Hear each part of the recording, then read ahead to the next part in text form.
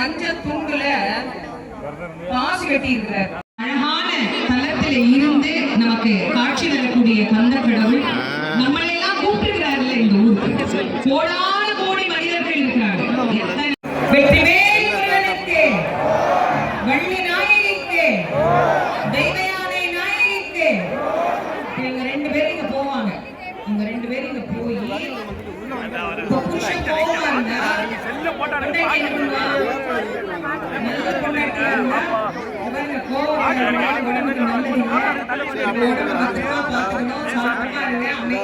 சொல்லுவார். செல்லம்மா என்ன பண்ணுவா, போடியா செல்ல போடியா நல்லா போடு மண்ணை கூட அவன் என்ன நம்மள அப்படி பேசுறது அப்படின்பா.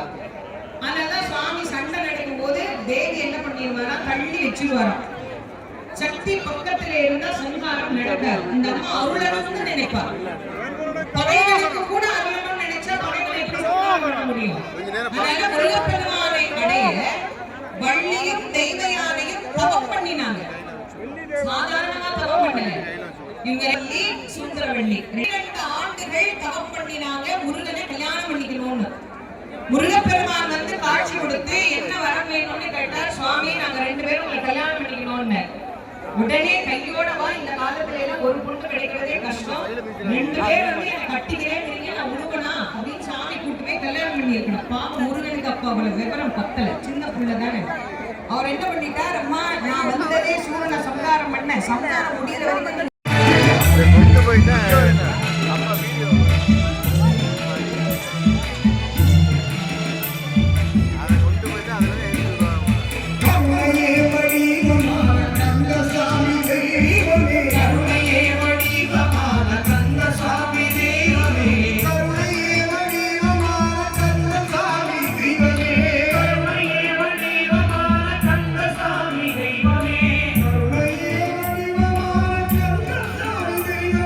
கருணை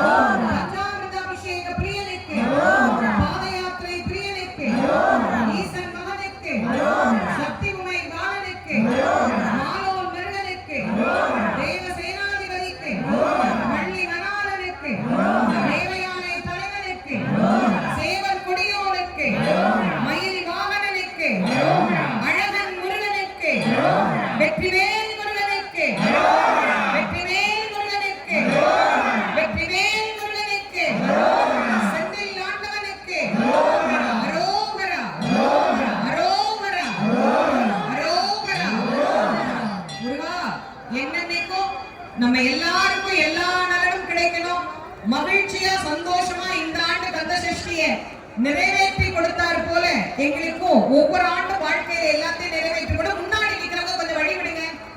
இந்த சப்பரத்துக்கு முன்னாடி நிக்கிறவங்க கொஞ்சம் தயவு பண்ணி வழி விடுங்க. அப்பதான் சப்பரம் வேகன சம்ஹாரம் பண்ணிட்டு இச்சா சக்தி கிரியா சக்தி நாதராக இங்கே நமக்கு எழுந்தருளி காட்சி தந்து வருகிறார். முன்னால் இருக்கிறவங்க கொஞ்சம் வழி விடுங்கம்மா, தயவு செஞ்சு வழி விடுங்க. காவல்துறைக்கு கொஞ்சம் உதவுங்க, முன்னால கொஞ்சம் வழி விடுங்க. சுவாமி அங்க மண்டபத்துக்கு போகணும்.